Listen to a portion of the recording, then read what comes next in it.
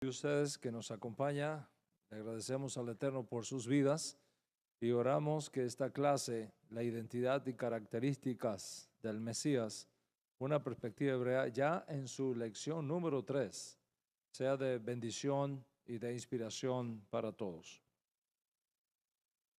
En las clases pasadas hablamos de ciertas características y de ciertas ideas mesiánicas que tenemos en las escrituras hebreas sobre el tema de Mashiach. Encontramos a Mashiach en la Torá, encontramos a Mashiach en los profetas y encontramos a Mashiach en los salmos. Y la Torá habla del Mesías, su propósito final es el Mesías. Por lo tanto, buscar al Mesías en la Torá es responsabilidad que se impone sobre todos. El judaísmo netzarita dijo en el primer siglo, todo el propósito de la Torá es llevarnos a Mashiach. Todo el propósito de la Torá, el negocio de la Torá, la esencia del objetivo al entregársenos la Torá es llevarnos a Mashiach, mostrarnos a Mashiach. 400 años más tarde, el judaísmo talmúdico va a decir lo mismo. El tratado Sanedrín 99, folio 99a, está escrito, la Torá no hace otra cosa que hablarnos de Mashiach. La Torá no hace otra cosa que hablarnos de Mashiach. Entonces, si todos estamos de acuerdo que la meta final de la Torá es Mashiach, ¿cómo no buscarlo en Moshe? ¿Cómo no buscarlo en los profetas? ¿Cómo no buscarlo en los salmos? Estudiar Torá y olvidar que el propósito de la Torá es mostrarnos al Mashiach es una gran pérdida. Por supuesto, tenemos que estudiar Torá para conocer los mandamientos, tenemos que estudiar Torá para conocer los preceptos, tenemos que estudiar Torá para conocer los estatutos que deben de marcar la vida de todo hijo y de toda hija de Israel. Sin embargo, el cumplimiento de los mandamientos y los preceptos deben tener como meta a Mashiach. Y en las clases pasadas estudiamos las diferentes corrientes de interpretación sobre el Mesías que hicieron diferentes grupos en Israel. En otras palabras, ellos tomaron la información que viene del Mesías en la Torá, en los profetas, en los salmos, y la interpretaron para nosotros. Mirando hacia atrás, nosotros entonces podemos identificar las diferentes corrientes surgidas como resultado de esa interpretación dada a los textos de la escritura hebrea. Y en ese sentido, identificamos varias corrientes. Por ejemplo, hablamos de la corriente esenia, el judaísmo que surge en Qumran. Podemos ubicar ese judaísmo entre los años 200 antes de Yeshua hasta el año 70 después de Yeshua. Esa corriente del Qumran que nos habla del maestro de justicia, por ejemplo. Hablamos también del judaísmo pretalmúdico. ¿Cuál es el judaísmo pretalmúdico? El judaísmo que va de los años 70 a los años 200 después de Yeshua. Hablamos también del periodo, hablamos del el periodo talmúdico en sí, que va desde los años 200 hasta los años 500 aproximadamente, cuando termina de escribirse el Talmud, aunque algunas áreas del Talmud fueron escritas un poco más allá del quinto siglo, pero podemos identificar esa corriente también entre los años 200 a los años 500 después de Yeshua. Y Por supuesto, hablamos del periodo post-talmúdico, ¿ok? Es decir, específicamente el pensamiento judío después del siglo V, específicamente después del siglo VII. Ahí nos quedamos cuando hicimos algunos comentarios que son los que están ahora en la mesa para la clase de hoy. La figura más importante, sin duda, en el pensamiento judío post-Talmud es Maimónides. Maimónides, el sabio Moshe, Maimónides, el Rambán, nacido precisamente y para honor de todos nosotros en Sefarat, en Córdoba, España. Creo que es la primera figura intelectual judía, independiente del resto, que presenta una posición casi dogmática, de lo que podríamos llamar casi dogmática acerca del Mesías.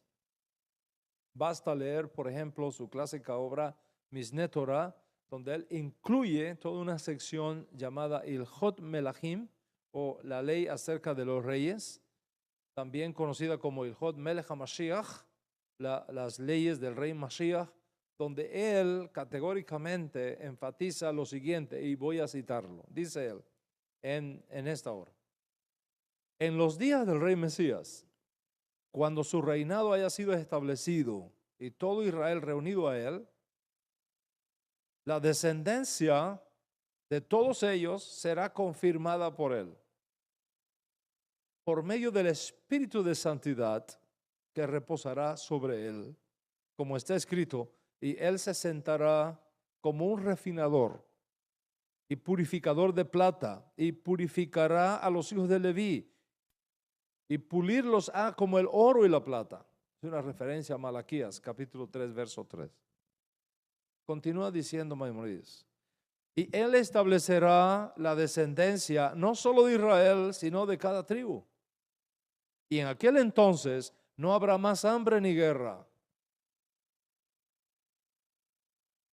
En los días del rey Mesías no habrá más hambre ni guerra, ni envidia, ni competencia, sino que la bondad abarcará todo. Todas las delicias serán comunes como el polvo. ¿Te puedes imaginar eso? Todas las delicias serán comunes como el polvo. No habrá otra ocupación que no sea conocer al Eterno en todo el mundo. Y ellos adquirirán el conocimiento de su Creador, tal cual el poder humano lo permitirá, como está escrito, la tierra entera será repleta del conocimiento de Hashem, como las aguas cubren el mar. Es evidente que en Maimónides la figura de Mashiach ben David absorbe completamente el resto de las figuras mesiánicas, incluyendo la noble figura de Mashiach ben Yosef, el siervo sufriente de Hashem.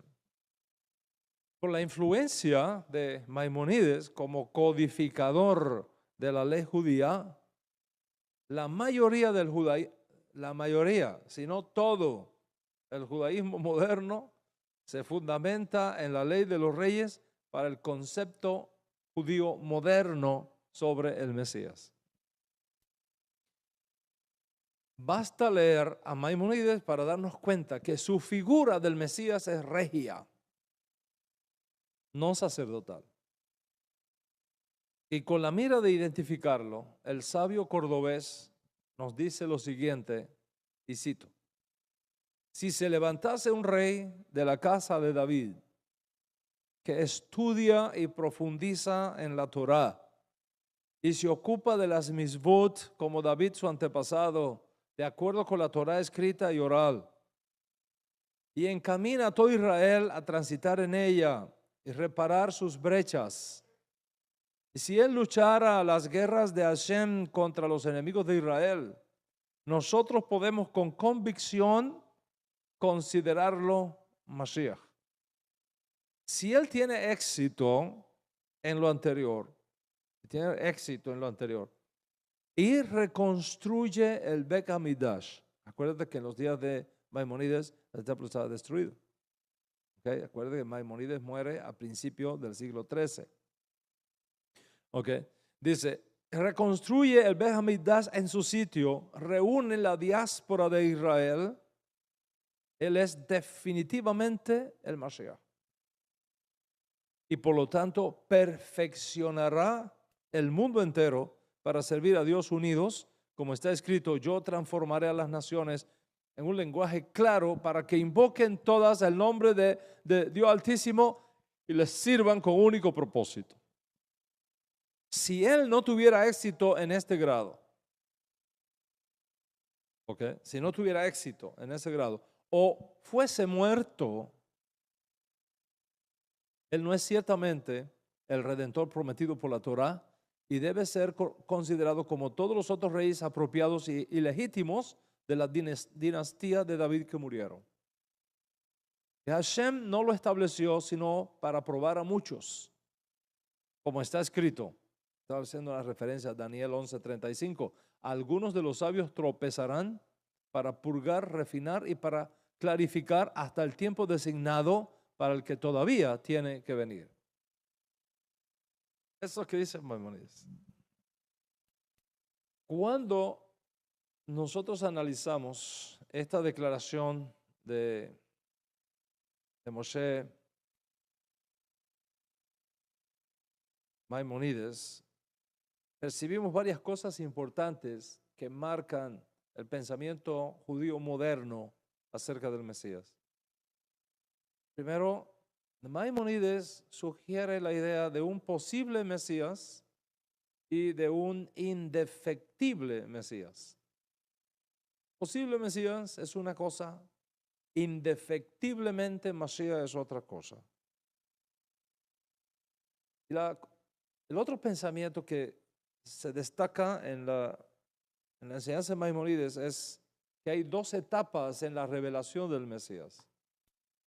Para Maimónides, primero el Mesías se nos presenta como un gran maestro de Torah que atrae a todos los Yehudim del mundo a la observancia de los mandamientos. Pero para Maimónides eso es solo la primera etapa. Y no podemos decir que es indefectiblemente Mashiach porque atraiga al pueblo judío a la observancia de los mandamientos. Es un posible Mashiach. Posible Mashiach. Okay. Mashiach behazaká. Okay, usando el término que él usó. Posible Mashiach. Okay. La segunda etapa es si ese posible Mashiach sigue vivo y reconstruye el templo y concluye el exilio judío, entonces ahí sí lo podemos considerar Mashiach Badai, indefectiblemente Mashiach. Y entonces el resto de las profecías podemos estar seguros que van a ser cumplidas. Maimónides establece un paréntesis muy importante en su análisis de Mashiach. Él dice, aunque existe la posibilidad de un Mesías que atraiga a todo el judío a observar los mandamientos, y aunque existe la posibilidad de un Mesías que reconstruya el templo y concluya el exilio judío en todo el mundo, y una vez que realice eso, ya lo podemos considerar, poner el sello, ¿no? Que es el Mashiach y que el resto de las cosas que el Mashiach tiene que hacer van a ser cumplidas por seguro. Si muere en el proceso, no es el Mashiach. Es el pensamiento de Maimónides. Con todo y lo bueno que este personaje estaría haciendo y con todo lo bien que se va perfilando para ser el Mashiach, si muere en el proceso, termina cualquier pretensión mesiánica de cualquier aspirante, por grande que sea. ¿Tomaste el pensamiento de Maimónides? Ok. A esta altura se abren para nosotros dos opciones judías sobre el Mesías. dos opciones judías sobre el Mesías. Primera opción, que el Mesías judío no es una persona en particular, sino diferentes personajes con roles específicos asignados cada uno a favor del pueblo judío en particular y del mundo en sentido general. Esa es la primera opción. La segunda opción, que el Mesías judío no son diferentes personajes, sino una persona en particular que realiza varias funciones mesiánicas en diferentes momentos, tanto a favor del pueblo judío como del mundo. ¿Cuál es nuestra propuesta como judíos netzaritas? Luego de revisar todas las fuentes bíblicas que tenemos, los profetas, la Torá, los salmos, incluyendo el análisis de las fuentes no bíblicas, nos inclinamos por la segunda opción. Es decir, no que existan diferentes personajes con roles diferentes asignados particularmente a favor del pueblo judío, sino que existe una persona en particular que realiza varias funciones mesiánicas. Nos inclinamos por eso, por la segunda opción. Y fundamentados en ella, tenemos una posición judía que marca nuestra teología del Mesías, si es que podemos usar ese término.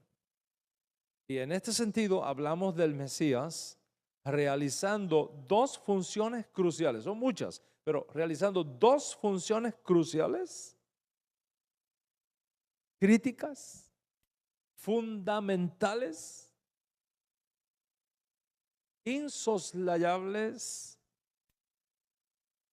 a favor de la redención de Israel y del mundo. ¿Cuál es la primera función de ese personaje? Una función sacerdotal. ¿Y cuál es la segunda función de ese personaje? Función conspicua, única, extraordinaria. ¿Cuál es la segunda función? Una función monárquica. No tenemos un Mesías sacerdotal y otro Mesías monárquico. Tenemos un Mesías que realiza una función sacerdotal y tenemos ese mismo Mesías que realiza una función monárquica en dos momentos diferentes de la historia de Israel. Y esta posición es la que explica cómo, desde nuestra perspectiva, la redención final de Israel y del mundo va a ser establecida. Primero, con una fase sacerdotal. Y segundo, en una fase monárquica. La Escritura nos habla de un futuro libertador que el Eterno va a enviar a favor de nuestro noble pueblo judío. Y ese futuro libertador tiene la habilidad de juntar estas dos funciones previas que convergen para darnos una idea de cómo será la función de este ungido único en su clase que el Eterno levantaría en medio de Israel a favor de Israel y del mundo. Por tanto, acerca del Mesías como figura redentora única y exclusiva, diferente al resto de los Mesías que hemos conocido, la Escritura nos advierte que tendrá una función sacerdotal y tendrá también una función monárquica, indiscutible. Cuando hablamos de función sacerdotal, ¿de qué estamos hablando?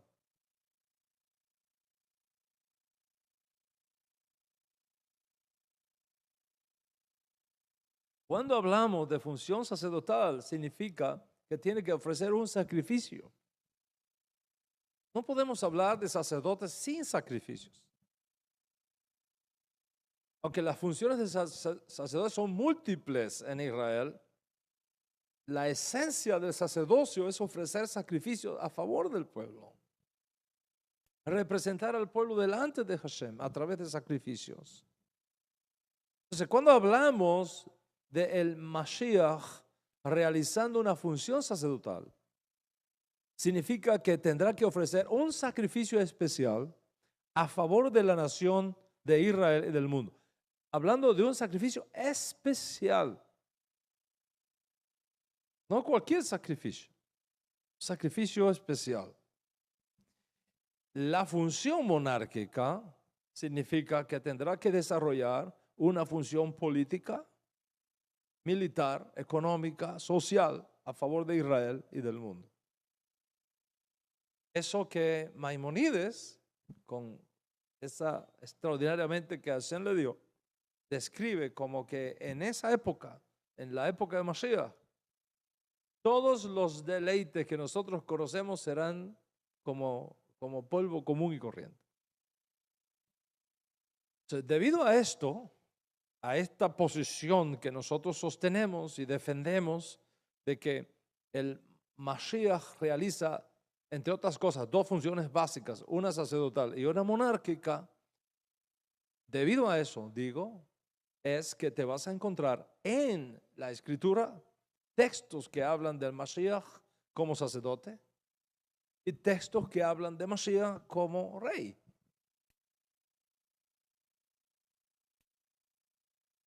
Por ejemplo, en el Salmo 110, verso 4, hay una declaración poderosísima. Tú eres sacerdote para siempre, según la palabra dicha por Melquisedec. Tú eres sacerdote para siempre, Cohen, para siempre, Leolam Vaed, según la palabra dicha o la orden dicha por Melquisedec. De esto se deduce que si el sacerdocio de Aarón fuera perfecto, ¿qué necesidad habría de introducir un sacerdote diferente a su casa? Piensa en eso. Si todos los problemas relacionados con el pecado pueden ser solucionados con el servicio de Aarón, es decir, con el sacerdocio de Aarón, ¿qué necesidad hay que el rey David, por inspiración divina, hable de otro sacerdote que Hashem va a levantar en Israel, que no viene de la línea de Aarón, sino de la línea de Melquisedec? De la línea sacerdotal, no biológica, sacerdotal. Quiere decir que el anuncio mesiánico con respecto de este Cohen, de este sacerdote posterior a Aarón, indica que su rol sacerdotal es una necesidad. Y al mismo tiempo que su rol sacerdotal es diferente. Y que además no solamente es necesario, no solamente es diferente, sino que además es superior al de Aarón. Entonces, este Mesías único, como Cohen ungido, especial y superior a Aarón, lógicamente debe ofrecer un sacrificio que nunca Aarón pudo realizar. De lo contrario, no tiene sentido que Dios lo traiga. Si va a ser lo mismo que Aarón, no tiene sentido. Si va a realizar el mismo sacrificio que Aarón, no tiene sentido. Lógicamente, si Hashem nos ha prometido un sacerdote superior a Aarón, es porque tiene que hacer un sacrificio superior al de Aarón. Y ese sacrificio superior al de Aarón, según lo enseñan nuestros profetas, es el sacrificio de su propia alma a favor de la expiación del pecado de Israel y del mundo. Ya hemos explicado en otras clases cómo el concepto de la muerte del justo obra expiación para Israel. Y hemos explicado cómo ese concepto forma parte de la idea judía con respecto a la expiación del pecado. Debido a la importancia que este concepto tiene, voy a pedir la indulgencia de ustedes que están presencialmente aquí, de ustedes que me acompañan online, para recordar un poco este concepto. Nosotros estuvimos hablando, por ejemplo, de la juxtaposición que se puede hacer entre la parashá Shemini y la parashá Aharemot. Según Shemini, según la parashá Shemini, la causa de la muerte de los dos hijos de Aarón fue ofrecer un incienso con fuego extraño. Un incienso que Hashem no había ordenado. Pero en la parashá Aharemot se nos dice otra causa. Se nos dice otra razón por la cual mueren los dos hijos de Aarón. ¿Cuál es la causa en la parashá de Aharemot? ¿Cuál es la causa de la muerte de los dos hijos de Aarón, de Nadab y Abiú? Según esa parashá, la muerte de los dos hijos de Aarón tiene lugar cuando se acercaron a Hashem. Y es obvia la discrepancia. ¿Por qué entonces se afirma aquí que su muerte está relacionada con acercarse a Hashem? ¿Y por qué se menciona de nuevo la muerte de ambos justamente en el capítulo que trata con Yom Kippur, con Yom HaKippurim? Los sabios del Talmud responden diciendo, y esto está en el tratado talmúdico Yomá de el Talmud Jerusalmi. Estos sabios del Talmud Jerusalmi responden diciendo, porque así como Yom Kippur proporciona expiación, así la muerte de los justos también proporciona expiación. Y esa es la conexión. ¿Por qué? Esa es la pregunta, ¿no? ¿Por qué razón se vuelve a mencionar la muerte de los dos hijos de Aarón, Adán y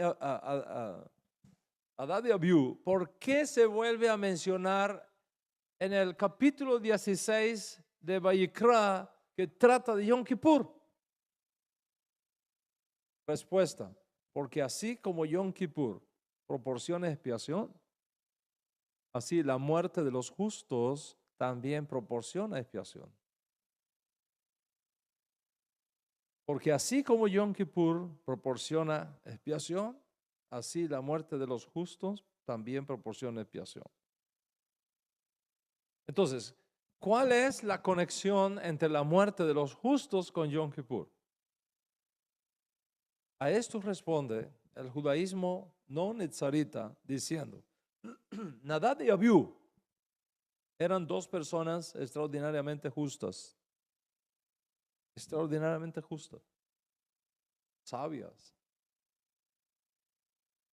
Al morir, sus espíritus ascienden al mundo de las almas, van directamente al mundo de las almas. Y cuando ellos llegan al mundo de las almas, otras almas justas que están allí, que le precedieron, se alegran con su llegada. Y esa alegría de esas almas y esa alegría de esos ángeles que están recibiendo las almas de los justos que llega al mundo de las almas, esa alegría facilita, según el judaísmo talmúdico, facilita que un espíritu de perdón y expiación alcance a los deudos de esa persona justa que murió aquí en la tierra. Y esa es la conexión con Yom Kippur. Sigue enseñando el judaísmo talmúdico y en esta clase pasada yo cité al gran rabino Nathan Sherman en su comentario de esta parashá. Él dice lo siguiente, para que Yom Kippur, recuerda que el rabí Nathan Sherman no cree que Jesús es Mashiach. ¿Ok? Y mira lo que él dice. Para que Yom Kippur sea operativo se requiere una condición. Y para que la muerte de los justos sea operativa impartiendo expiación, se requiere una condición. ¿Cuál es la condición de Yom Kippur para que expíe? Dice el rabí Nathan. Yom Kippur expía solo para quienes lo reconocen en su calidad de día santo y lo tratan como tal. Pues para quienes representa solamente un día de abstención de comida y labores, pero carente de una dimensión espiritual, Yom Kippur no proporciona expiación. La otra pregunta es, ¿cuál es la condición para que la muerte de los justos opere expiación? Responde el judaísmo talmúdico. Para que la muerte de los justos opere expiación, se requiere que los justos aquí en esta vida honren al justo que ha muerto. ¿Estás escuchando? Honren al justo que ha muerto. Si no lo honran, no se benefician del ascenso al cielo cuando estos fallecen. Entonces, si nosotros recolectamos toda la información de la Torá con respecto a Nadab y Abiú, y podemos decir que si a pesar del error que cometieron de estar embriagados al ministrar delante de Hashem, si además ingresaron en un espacio de tiempo sin autorización, si además añadieron presentación de un fuego extraño delante del Eterno, y con todos esos errores, su muerte es fuente de expiación para Israel, ¿cuánto más entonces no va a obrar expiación para Israel la muerte del justo Yeshua, quien según el profeta Yeshayahu nunca hizo maldad ni se halló mentira en su lengua?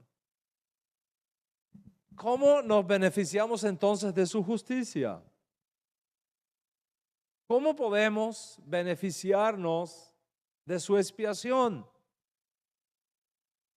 Cuando lo honramos. Cuando lo honramos. Tal vez comprendas ahora por qué está escrito en nuestros libros: el que no honra al Mesías, no honra al Padre que lo envió. El que no honra al Mesías, no honra al Padre que lo envió. Entonces, si honramos al justo que muere, nos beneficiamos de su muerte. ¿Y cómo nos beneficiamos de su muerte? Recibiendo el beneficio de la expiación. Porque la muerte de los justos trae expiación. Pero lo aleno, si en vez de honrarlo, lo deshonramos, si en vez de respetarlo, lo irrespetamos, si en vez de encomiarlo, lo denigramos, no te puedes beneficiar de su expiación. En otras palabras, la expiación de nuestro justo Mesías es operativa solamente para los que le honran. De manera que está establecido aún en el judaísmo talmúdico que la muerte de los justos trae expiación.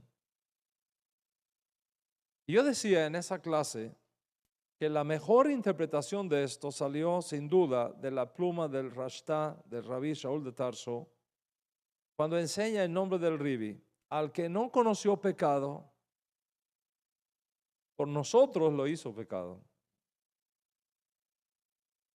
Eso es muy profundo. Lo hizo pecado. No lo consideró un pecador. Más allá todavía.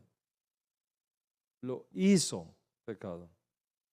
Al que no conoció pecado, al que no tuvo ninguna relación íntima ninguna vez con el pecado, por nosotros lo hizo pecado, para que nosotros fuésemos hechos justicia de Hashem en él. Yo te decía en esa clase, no olvides eso nunca. No te separes de eso nunca.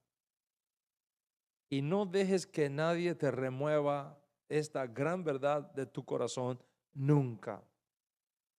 La muerte de los justos obra expiación, pero solamente es operativa si tú honras al justo que murió. Pero si te mofas del justo, si te burlas del justo que murió, si afirmas como algunos enseñan que fue un malvado, que Yeshua fue un rasha, que Yeshua fue un bastardo, que su mamá tuvo una relación ilícita con un soldado romano llamado Pandera,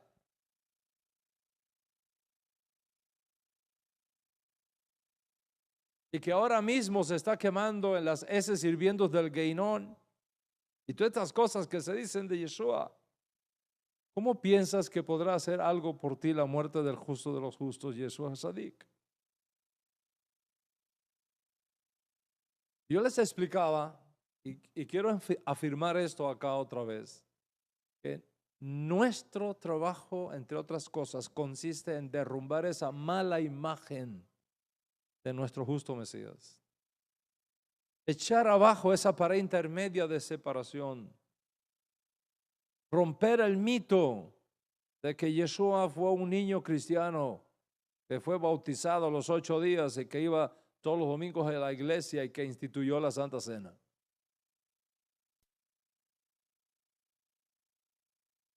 Reenseñar otra vez en el mundo que Yeshua no fue cristiano, fue judío. Que no fue bautizado a los 8 días, que fue circuncidado a los 8 días. Que no iba el domingo a la iglesia, sino el Shabbat a la sinagoga o al templo de Jerusalén. Que no instituyó ninguna santa cena, sino que dirigió el Seder de Pesach ordenado por Moshe Rabeno.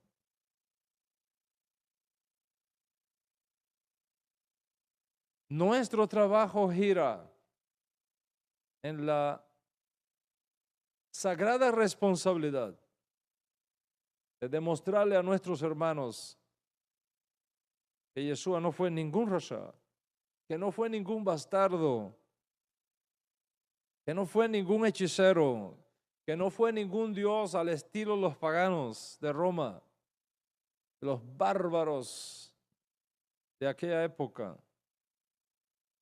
sino el más puro, sagrado y extraordinario retoño de David, descendiente de David, de sangre azul, si queremos usarlo en una terminología moderna, heredero al trono de Israel, cuya madre era no solo judía, sino también descendiente de los Coanim, de la casa de Aarón, que su padre fue judío, descendiente de la casa de David. Y que así como en el judaísmo se ha enseñado que la muerte de los justos trae expiación si honramos al justo que muere, así también la muerte de Yeshua, el más justo de los justos, más justo que Noah, más justo que Abraham, más justo que Isaac, más justo que Jacob, más justo que Joseph, más justo que David, más justo que todos los profetas, más justo que Moshe Rabeno, más justo y sublime que los ángeles ministeriales, más justo que todos los justos juntos y puestos en una balanza, él pesa más que todos ellos.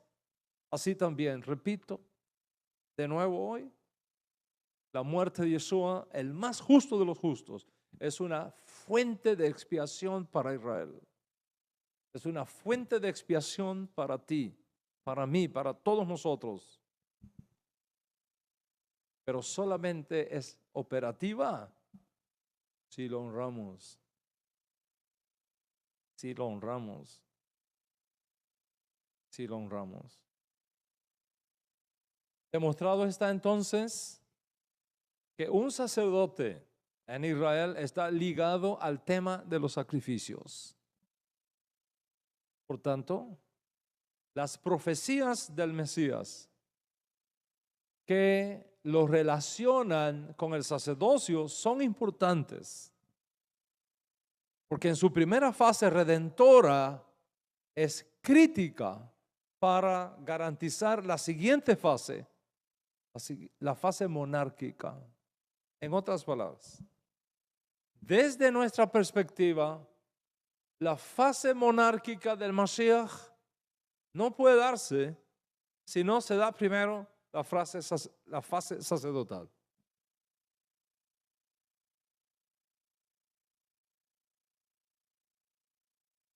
Yo recuerdo cuando era muchacho en, en la Cuba republicana en transición hacia la revolución de 1959, era un niño.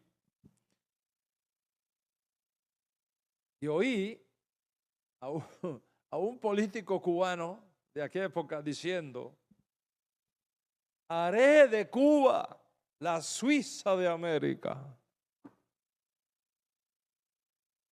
Haré de Cuba la Suiza de América.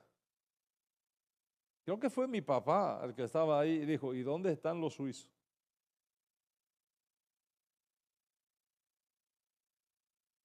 ¿Dónde están los suizos?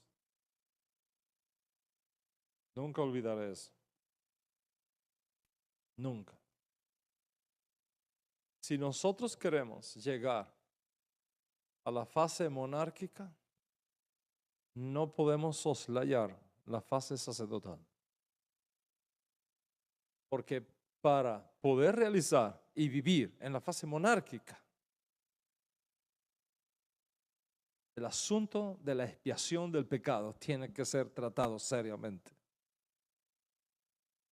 Porque de lo contrario, ¿dónde están los suizos para hacer América?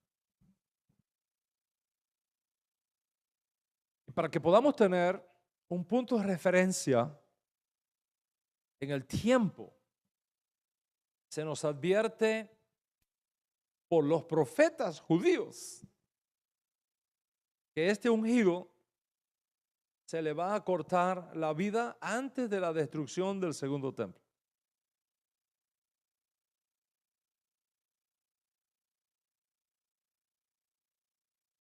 Así que voy a leer para ustedes Daniel capítulo 9 a partir del verso 25. Daniel capítulo 9 a partir del verso 25. Los que tienen sus tablets, porque hoy ya no se puede decir, hay que decir sus tablets, sus teléfonos inteligentes. Pueden buscar ese texto, ¿ok? Por favor, no busque Reina Valera.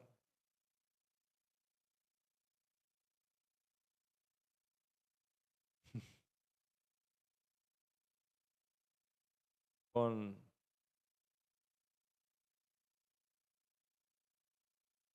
el permiso de mis hermanos que están acá, ¿ok? Daniel capítulo 9 a partir del verso 25. Dice así: 70 semanas están decretadas sobre tu pueblo. Acuérdense que tu pueblo aquí es nuestro noble pueblo judío, porque es un malaj que le está hablando al profeta judío Daniel. 70 semanas están decretadas sobre tu pueblo, el pueblo de Israel, y sobre tu santa ciudad, la ciudad de Jerusalén, para poner fin a la transgresión, terminar con los pecados y expiar las iniquidades. ¿Eso es función sacerdotal o monárquica? Think about it. Piensa. Estamos hablando de Mashiach realizando dos funciones. Una función sacerdotal que tiene que ver definitivamente con los sacrificios Y otra función que es monárquica, que tiene que ver con la política, con la justicia social, con la paz, etc. So, ve escuchando y ve relacionando. Repito de nuevo. 70 semanas están decretadas sobre tu pueblo y sobre tu santa ciudad, para poner fin a la transgresión y terminar con los pecados y expiar las iniquidades.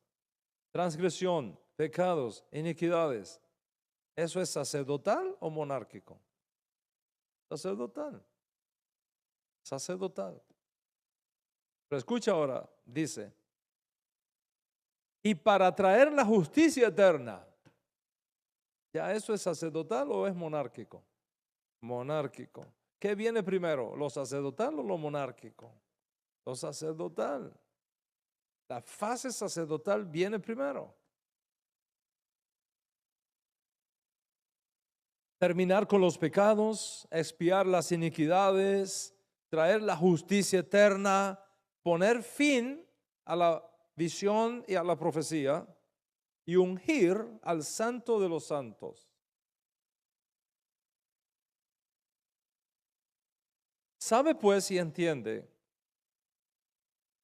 que desde la salida de la palabra en el texto original habla de dabar. Recuerden que en hebreo y en arameo también, toda esta sesión está en arameo. Tanto en hebreo como en arameo, dabar significa dos cosas. Dabar significa lo que nosotros hablamos, el lenguaje, pero significa también asunto. Dabar, lo que tú tienes en tu mente, tus planes, tus ideas. Eso es dabar, tu asunto que tú tienes en tu mente. Sabe pues y entiende que desde la salida del dabar, de la palabra, en otras versiones traduce la orden, ¿ok? Para que se pueda entender mejor. Desde la salida de la palabra para lehashif, reconstruir y retornar, o retornar para reconstruir. Y belivnot, edificar a Jerusalén, hasta Mashiach Nagid, hasta Mashiach Nagid, el Mesías príncipe, Shebaim Shib'a Beshabuim Shishim. Así dice el texto. Shebaim Shib'a Beshabuim Shishim. 7 semanas, Beshabuim Shishim, y 62 semanas. Voy a hacer un paréntesis aquí para explicar algo muy importante. Las traducciones de nuestros hermanos de la casa de Israel, que todavía no conocen a Mashiach, a Yeshua como Mashiach, traducen este texto de Daniel haciendo un cambio que estamos considerando. Y es muy importante que tú sepas de ese cambio. Ellos traducen así. Sabe pues y entiende que desde la salida de la palabra para retornar y reconstruir Jerusalén hasta el príncipe ungido serán 7 semanas. Y ahí ponen un punto. Y seguido. ¿Está escuchando? Ahí ponen un punto. Cierran la idea ahí. Punto. Un punto. Y seguido. Entonces sigue.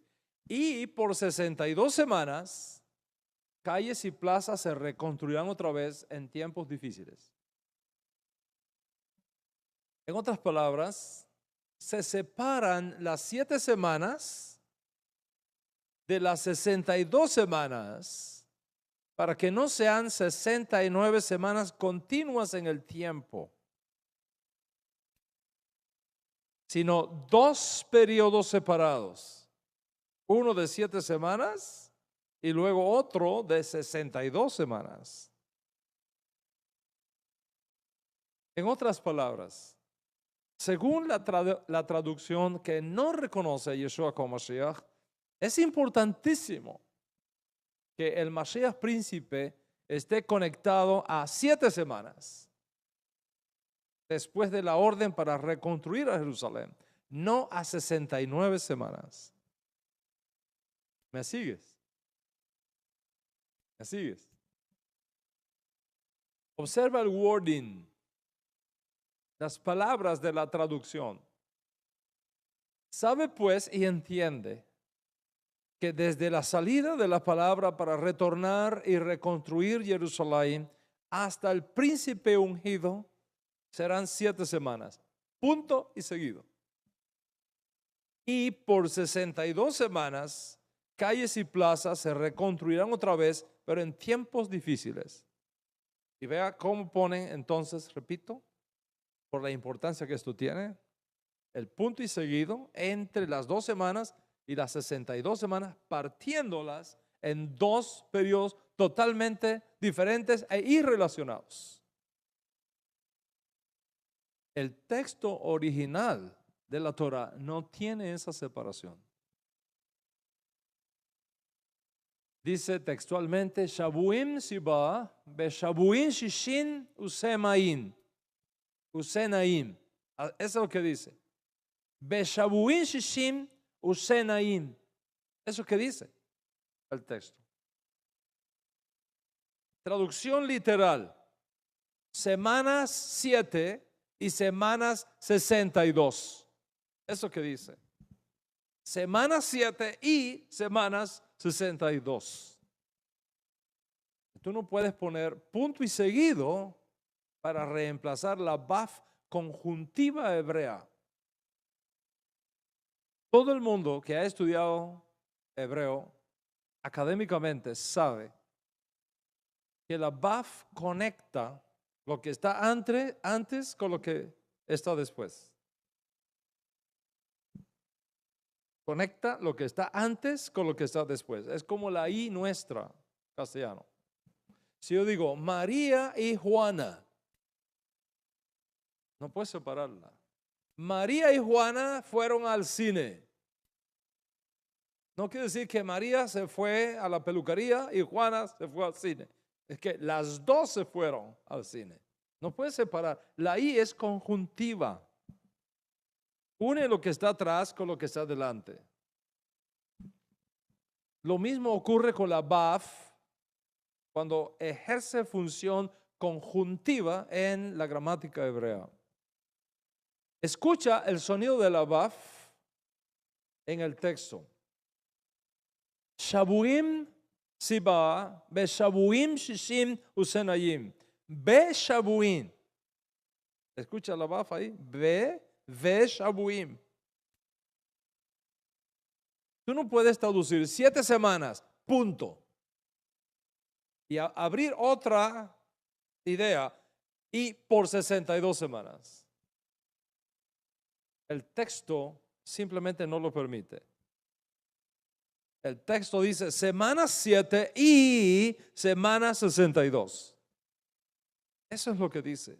Es decir, 7 semanas y 62 semanas, que suman 69 semanas. En otras palabras, el tiempo que hay que contar entre la salida de la palabra o del decreto para edificar a Jerusalén. Recuerda que Daniel está en el exilio. Jerusalén está en ruinas. El templo está destruido. ¿Ok? Y el ángel le está diciendo a Daniel que el tiempo que hay que contar entre la salida de la palabra para edificar Jerusalén hasta la aparición de este misterioso personaje identificado por Daniel como Mashiach Nagid, el Mesías príncipe, son 7 semanas y 69 semanas. Es decir, el tiempo que hay que contar no son 7 semanas. El tiempo que hay que contar son 7 semanas y 62 semanas. Shavuim Siba ve Shavuim Shishim.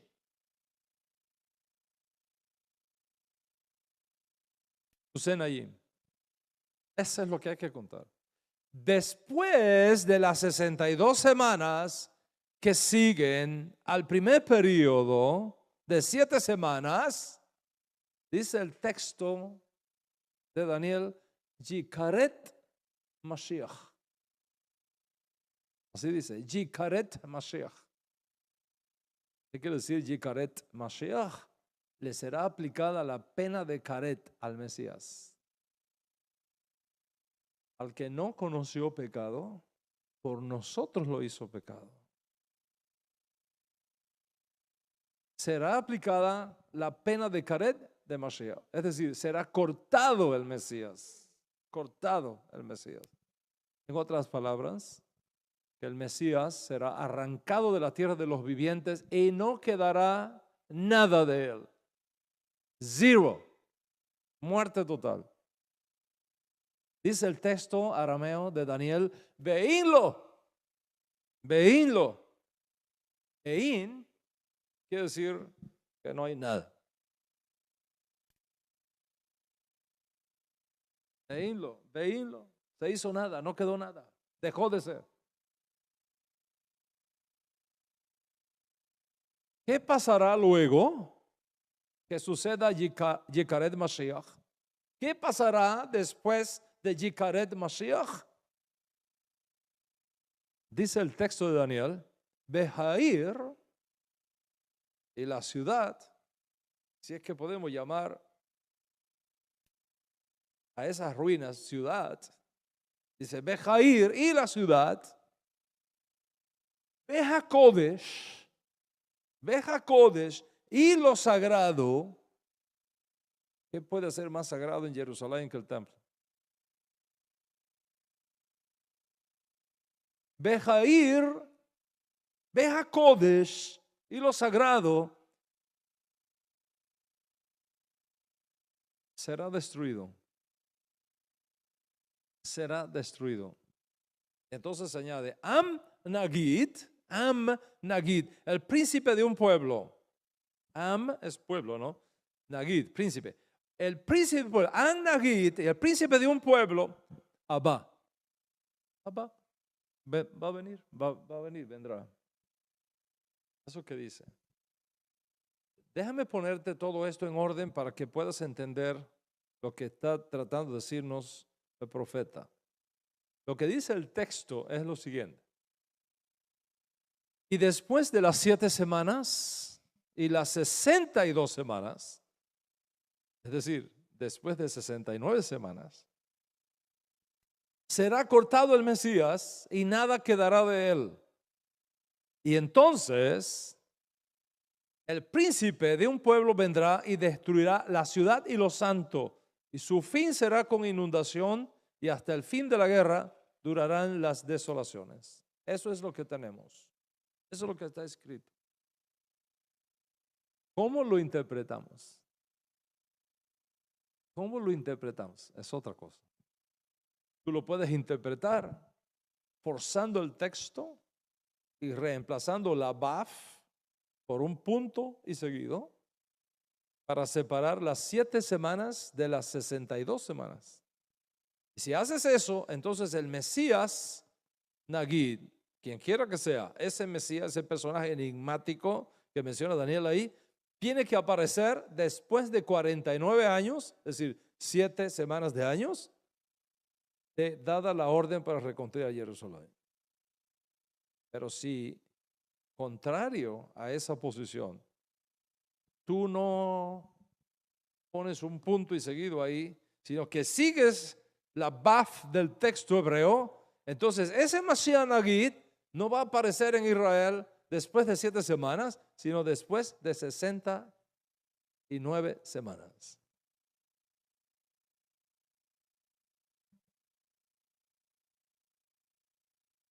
¿Qué tenemos entonces? Si sumamos 49 años, que son 7 semanas de años, más 434 años, que son 62 semanas de años, nos da un total de 483 años. Dicho de otra manera, luego de 483 años, según la cuenta de los años judíos, no según la cuenta del calendario gregoriano de hoy día, de 365 días, no según la cuenta de los años judíos que se usaba en la época de Daniel. Luego de 483 años, según la cuenta con que el profeta Daniel contaba los años, desde la emisión de la palabra dada de retornar y reconstruir Jerusalén y el templo, deberá tener lugar un evento importantísimo en la historia judía.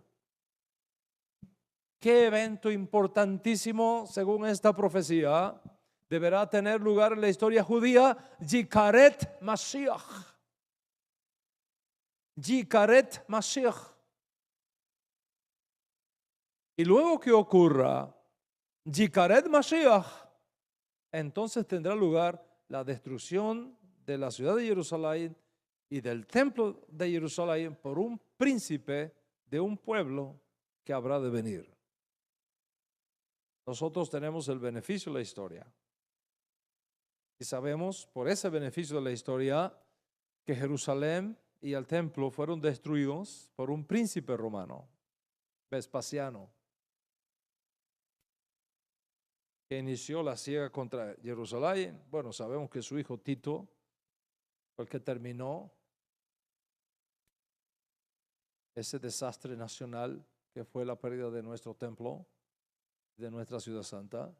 Cuando muere Nerón y Vespasiano es llamado por el Senado romano a reemplazarlo y ser el próximo emperador, y él deja a Tito al frente, y Tito es el que se encarga del final de la guerra, que concluye en el año 67, se inicia en el año 67 y termina en el año 73 con la toma de la caída Masada. Según esta interpretación, el Mesías ungido de Daniel tuvo que haber aparecido en Israel y haber experimentado Yikaret Mashiach antes de la destrucción de Jerusalén y del templo.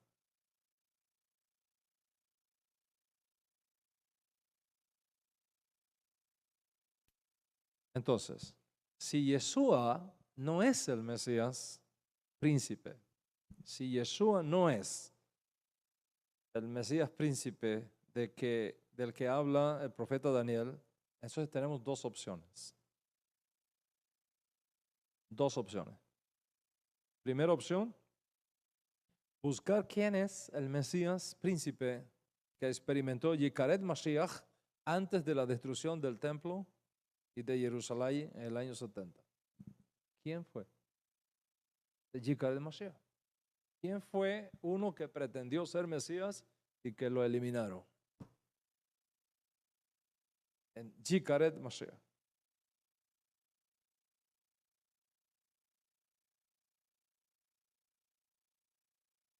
La segunda opción es decir que esta profecía aún no se ha cumplido. Que tenemos que esperar a que se reconstruya el templo y esperar además que un Mesías príncipe aparezca, que sea Yikaret Mashiach, cortado de la tierra de los vivientes, que entonces Jerusalén sea destruida de nuevo, lo aleno, y el templo, el tercer templo en este caso, destruido de nuevo, lo aleno, y otro exilio largo y penoso para Israel que venga de camino. Esas son las dos opciones que tenemos. Y es evidente entonces que como están las cosas hoy día y con el poder de las armas nucleares bacteriológicas,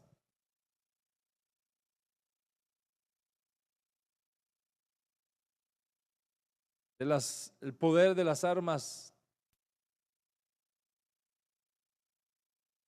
de efecto destructivo a un nivel que escapa a la mentalidad humana. Este escenario no es plausible. No existe esta posibilidad real.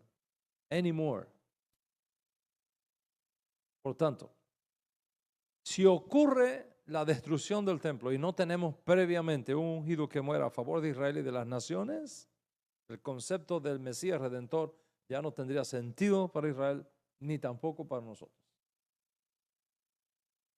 En otras palabras, fundamentados en la interpretación lógica y simple del profeta Daniel, si el Mesías no hace su aparición antes de la destrucción de Jerusalén y del templo, hecho que nosotros sabemos tuvo lugar en el año 70 en nuestra era, entonces ya no tenemos posibilidad de que aparezca. ¿Cuál es nuestra posición? Nuestra posición es que el Mashiach Nagid, del que habla el profeta Daniel, y que su muerte violenta, expresada en esa frase fortísima del profeta Yikareh Mashiach, que tuvo lugar 40 años antes de la destrucción de Jerusalén y el templo, encaja. Ese Mashiach Nagid, de que habla el profeta Daniel, encaja históricamente de forma apropiada con un personaje que ha revolucionado al mundo, el más popular judío de toda la historia, el judío que dio a conocer al Dios de Israel al mundo, Yeshua ben Yosef. Y esta es una de las razones, esta es una de las muchas razones por las cuales estoy convencido que si Él no es el Mashiach, ya no podremos esperar ningún Mesías. Por cuanto las condiciones históricas exigidas por las profecías, específicamente por el profeta Daniel, no podrían ya darse. Las condiciones históricas ya no se podrían dar. Y lógicamente no podrían no cumplirse. Sin embargo, si nosotros aceptamos que Yeshua es el Mashiach Nagid de que habla el profeta Daniel, entonces podemos tener la seguridad de que la única persona que califica para llenar esa exigencia profética es nuestro Ribi, Yeshua ben Yosef, quien fue Yikareh Mashiach 40 años antes de la destrucción de Jerusalén y del templo, tiempo que exige la profecía bíblica y que coincide casi matemáticamente con los 483 años después de haber salido la orden de reconstruir Jerusalén y el templo. Por supuesto, lo más enigmático y misterioso de todo esto es pensar. Lo más enigmático y misterioso de todo esto es pensar que estas 69 semanas de años de Daniel fueron el tiempo fijado para probar a nuestro pueblo judío si ellos cumplirían o no la difícil y enorme tarea de causar Yikareh Mashiach, para que la escritura se cumpliese, aún sin tener conciencia de lo que estaba ocurriendo, aún sin tener conciencia de lo que estaban haciendo. Y aunque de esto vamos a hablar más detalladamente en clases posteriores, queda claro para nosotros que la exigencia profética de Daniel, si no la alteramos, si no cambiamos la Baf por un punto y seguido, la exigencia profética de Daniel, de que el Mesías príncipe debe morir antes de la destrucción del segundo templo, solo es llenada por un personaje como Yeshua, nuestro Ribi, el siervo sufriente de Hashem, que ofrece voluntariamente su alma a favor de la redención de todo Israel y del mundo, si las condiciones de arrepentimiento exigidas por el Altísimo están presentes. Y aplicando el principio rabínico de que la muerte de un justo trae expiación a su generación, queda claro que la muerte de Yeshua HaShadik ejerce con su muerte un rol sacerdotal exigido para el Mesías. Esto es, poner fin a los pecados y a las transgresiones de Israel y del mundo. ¿Estás conmigo hasta aquí? La pregunta es, ¿qué transgresiones son estas? ¿Qué transgresiones son estas? Dice el profeta Daniel, poner fin a las transgresiones. Entendemos las transgresiones de Israel. ¿Qué transgresiones? ¿Qué transgresiones? No son simples transgresiones. No son simples transgresiones. No es que fulano me robó un pollito y no me lo quiere devolver. No son simples transgresiones. No de que fulano me cogió aquello, me dijo, o que a mí no me contaron, o que a mí no me llamaron. Y esas tonterías, esas niñerías que muchas veces destruyen relaciones y organizaciones. No son simples transgresiones. Son transgresiones sumamente críticas para ser incluidas en esta profecía. Porque claro está, con todas las ofrendas del pecado que tenemos, con el templo funcionando, ¿qué transgresiones son estas que el Mesías príncipe pone fin? Si tenemos Yom Kippur quitando transgresiones, ¿qué transgresiones tan importantes son estas que no son quitadas ni siquiera en Yom Kippur?